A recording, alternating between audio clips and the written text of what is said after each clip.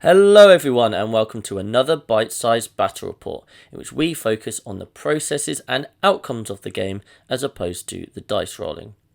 Today we have Aeldari MSU taking on the brand new Tau Codex in the form of Kauyon. In terms of the mission, we are playing Purge the Foe, so players will be scoring points for holding one objective or holding more, and in killing one unit and killing more than the opponent. It is also sweep and clear, so objectives are sticky, and the deployment map is Crucible of Battle. In terms of secondaries, the Aeldari MSU have gone for the standard play into many Tau lists, which is deploy, teleport, homers, and bring it down. Meanwhile, the Tau have gone for tactical objectives. This game is unbelievably close, and it's very much a game of two halves, so make sure you stick around to the end. And if you do enjoy this video or any of our other content, then please do consider giving us a like and a subscribe, as it really does help. Let's head down to the battlefield. 2,000 points of Aeldari. For our characters, we have got the Wayleaper with the Phoenix Gem for getting back up, Fastest Skyrunner for guide, and Fugan. 2 units of Rangers for infiltrating goodness, 2 units of Fire Dragons, they'll be in the Wave Serpent with Fugan, 1 unit of Shroud Runners for their scout move, lots of manoeuvrability in the form of 2 units of Wart Spiders, 2 units of Swooping Hawks, and 2 units of Shadow Spectres. 3 individual D-Cannons for that indirect goodness, the Wave Serpent for the Fire Dragons and Fugan, and finally 2 War Walkers for Scout, -1 to wound, and Bright Lances. Okay, from left to right, we've got 2 Devilfish with Seeker Missiles there, and they're for transporting some breaches. We've got 2 units of 10 with Fire Blades each. One of the Fire Blades has got the Solid Image Projection unit, can be a little redeploy. We've got 3 Riptides with Ion Accelerators and SMS. We've got a unit of Star Scythe Crisis Battlesuits, all armed with Burst Cannons. We've got a Cold Star in there to lead them with 2 Burst Cannons, High Upper Burst Cannon, and a Ion Blaster. We've got 2 units of Stealth Suits, or Burst Cannons. Got a unit of Sunforged Battlesuits, and then we've got a Enforcer in there as well with a Triple Fusion Blaster and a Cyclic. Got a Ghost Kill with an Iron Raker. We've got a Piranha, the Fusion Blaster. Skyray for a little more anti-tank. And we've got some Crew Firestalkers, because what Tau army isn't complete without a bit of crew. Welcome to the battlefield everyone. Aeldari versus Tau. Deployment is done, scout moves is done, first turn is done, all the good stuff. So, Tau are going to be going first. Jack, do you want to talk us through your deployment? Yeah, so I kind of deployed most stuff kind of defensively. So the Riptides and Skyrays hiding around, Stealth Suits are ready to go out and do stuff if they need to. Yeah, these are on the bottom floor, just to clarify. Jack isn't a madman. Our Ghost Kill and our crew are deployed across the middle to block some infiltrators, and I redeployed them using the Solid Image Projection unit. So they're hiding away in there with the Ghost Kill. Hopefully they can hold that objective down for a good long while. With some breaches and reinforcements in the corner if we need it. Took a bit of a gamble on my first deployment. I redeployed the Devilfish over to here, hoping I could get the first turn, and if not, I wouldn't die to just 2 Bright Lances, because I'm out of range of the D-Cannons, which has paid off for me. So hopefully I can get something done the first turn. Nice, excellent. In terms of Eldar, we've got Shadow Spectre unit and Wart Spider unit in Deep Strike. Jack has got 2 Crisis units in Deep Strike. I've got Fugan and the Fire Dragons in there, and a 3rd D-Cannon in Strat Reserve. And other than that, Eldar are so fast it doesn't really matter where you deploy, it's just kind of going out and being able to reach the important points. So for me, it's about, I've got second turn. That's obviously quite a big advantage in Purge the Foe in terms of knowing how much stuff to kill. So it'll be interesting to see how aggressive Jack is turn 1 to try and get those kills.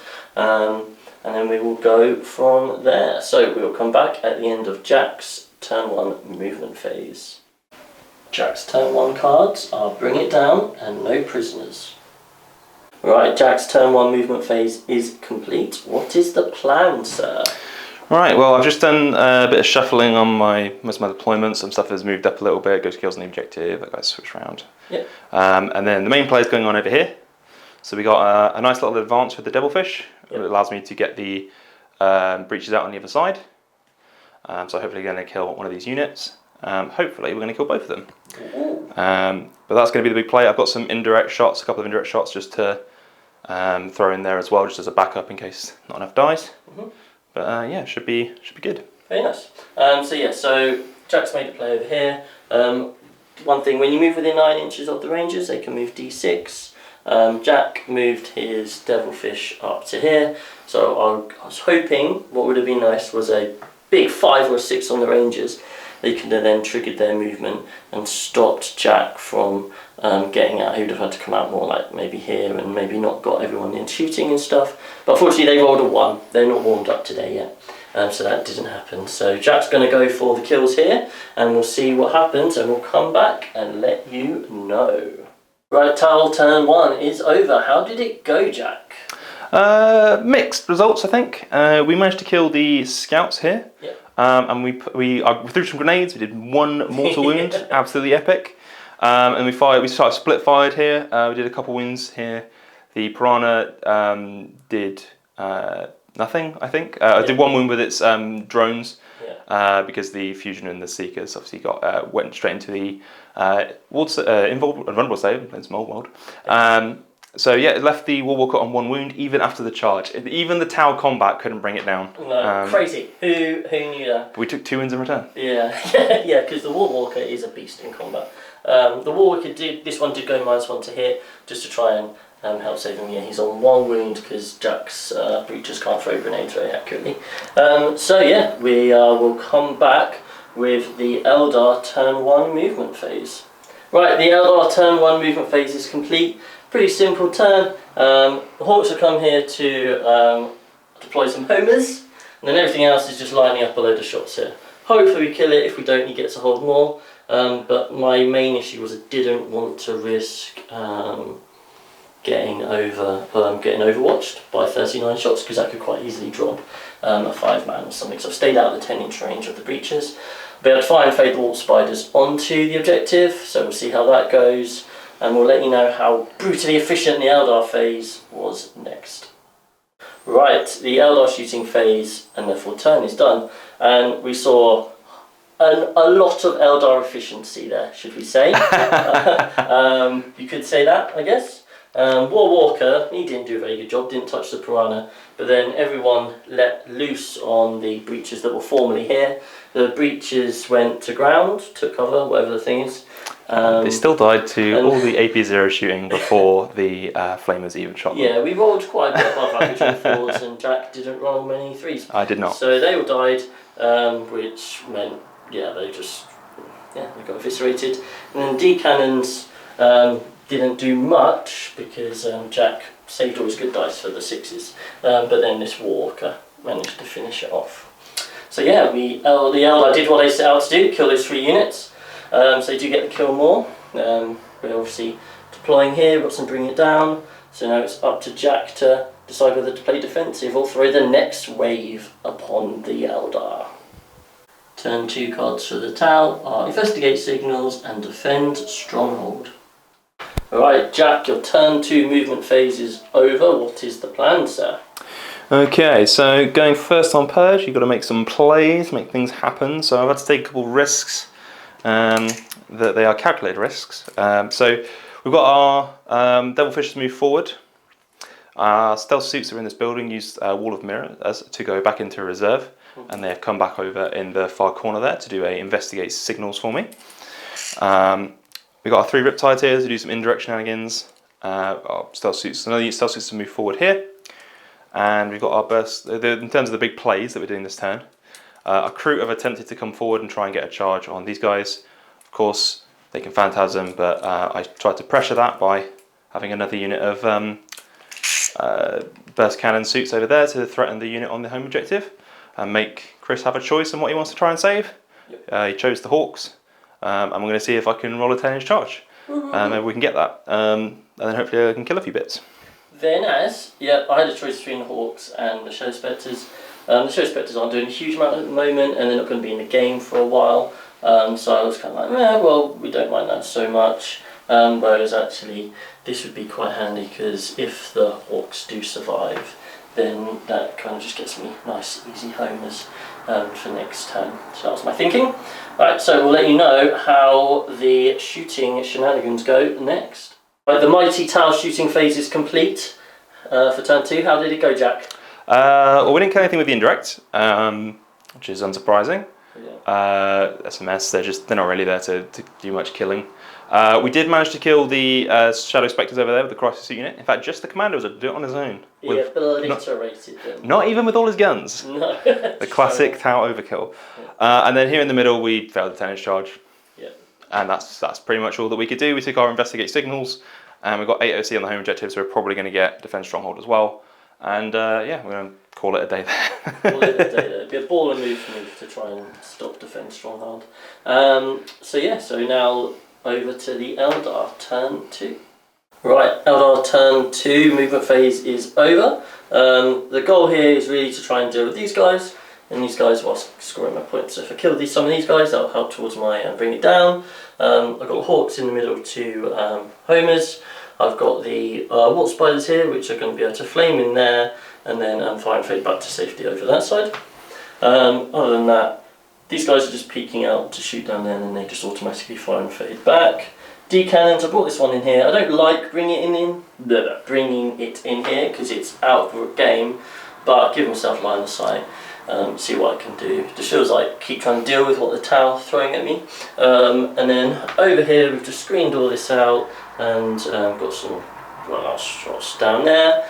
Jack chose to rapid ingress the Sunforge. There, the Sunforge, what a name. Okay, so hopefully when we come back, these guys will be dead and these guys will be dented. We will let you know how it goes. Right, Eldar, did some shooting and the things died. The Wart Spiders eviscerated them, so I didn't actually need these guys here. And then the shooting, no Rinvon there, really hurts the Crisis. The Bright Lancers didn't do a huge amount, but the D-cannons obviously just went boom, and they rolled one. So sometimes you might roll 3 1s, other times you do not and they will die. So good turn for the Eldar turn 2. In a pretty solid place in terms of points, so because they're getting the kill mores, which are really starting to stack up, going second, so important in Purge. So we will see what the Tau can do in their turn 3 coming up next. Okay, so for cards, initially capture enemy outpost and engage were all drawn.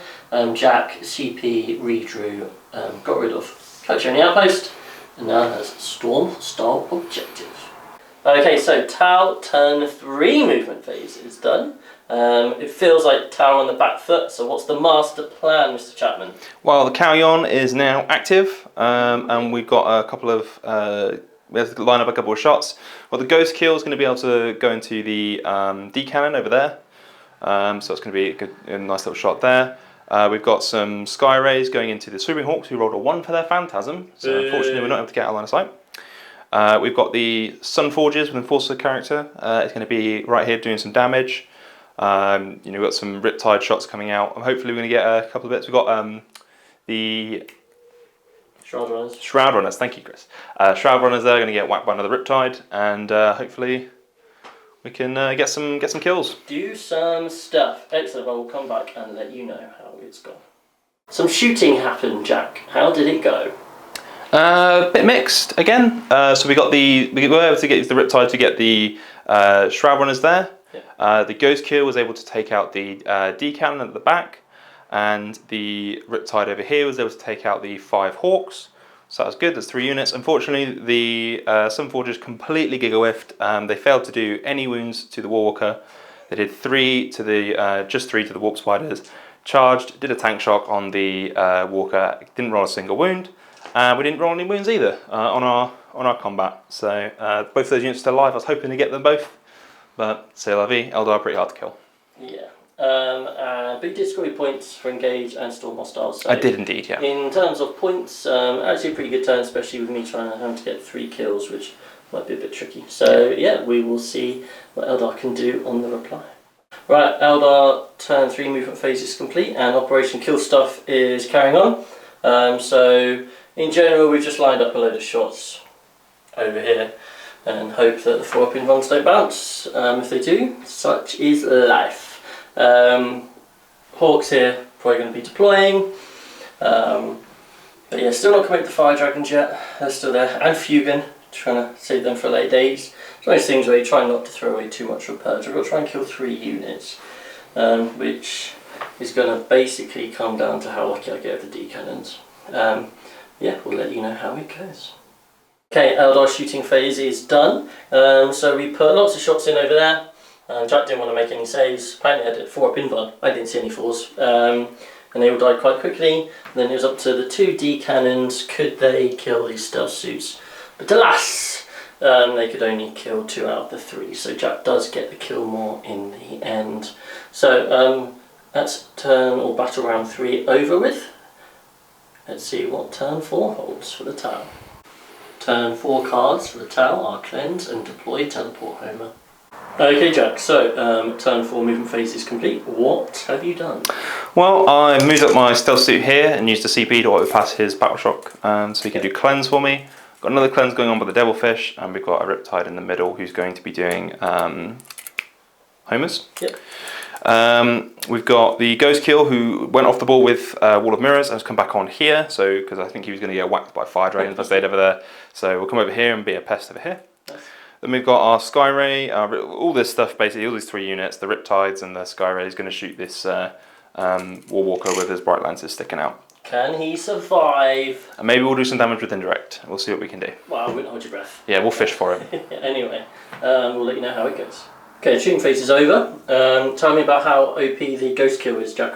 Yeah, Ghost Kill just did like 15 wounds to that to that Walker on his own. It's a smoking ruin there. Which left the rest of basically just my rest of my shooting was just indirect, which didn't do any wounds. So we took my cleanse and we took my homers. Took the points, which, you know, obviously this is a bad matchup for Tau, and if you're playing like a teams format, it's now a matter of trying to score as many points as you can and reduce that differential to the best of your ability. So good turn in terms of secondaries.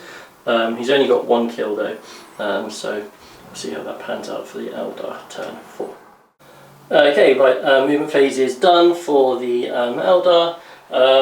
You're just going to try and kill some stuff, because that's more fun than playing the highway. So the Way Leaper flew over here, got overwatched to death, but he did get back up, what a relief. And then other than that, we've just come out to play, we've got some shooting going on, and we're homering in the middle, just trying to keep that little lead, and then but it'll still be a reasonably close game on points either way, I think. Cool, so we'll let you know how much I managed to kill next. End of turn 4 for the Eldar. It went alright. Shadow Spectres killed the stealth suit and then fine faded back in. Over here I've just thrown out a load of stuff on a combination of the Dart Lances, the Fire, the Hawk Spiders and the Way Leaper managed to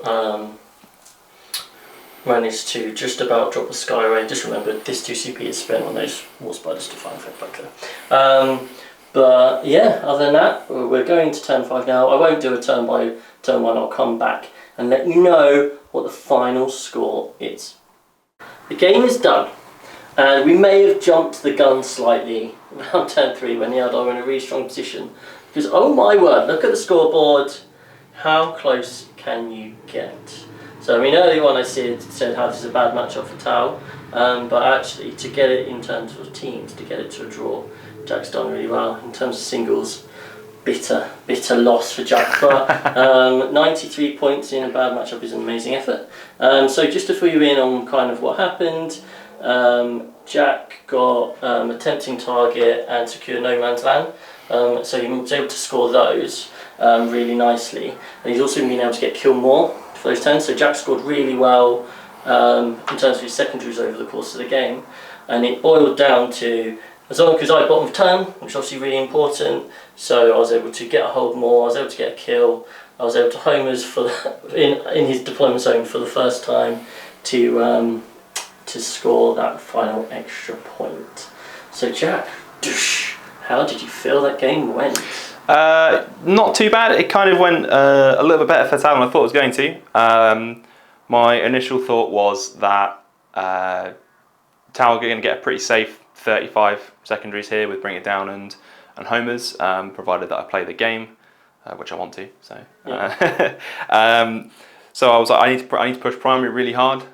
So I did. I tried to push primary really hard in the first couple of turns. I knew both of us were probably going to get a kill one, hold one every turn probably. So I really wanted to push for those kill mores because. And I did a fairly good job of that. I managed to get a couple of turns where I got quite a few kills in, and the Eldar weren't able to convert on a couple of bits as much as they wanted. So I was able to get a couple of kill mores, and yeah, give myself some extra points coming up primary. The cards didn't totally screw me either. So on my secondaries, I was able to get a nice 35, which is all you can expect really. So yeah, I went pretty as well as I think it could have gone for the Tau there. But yeah, second turn on Purge makes things very difficult.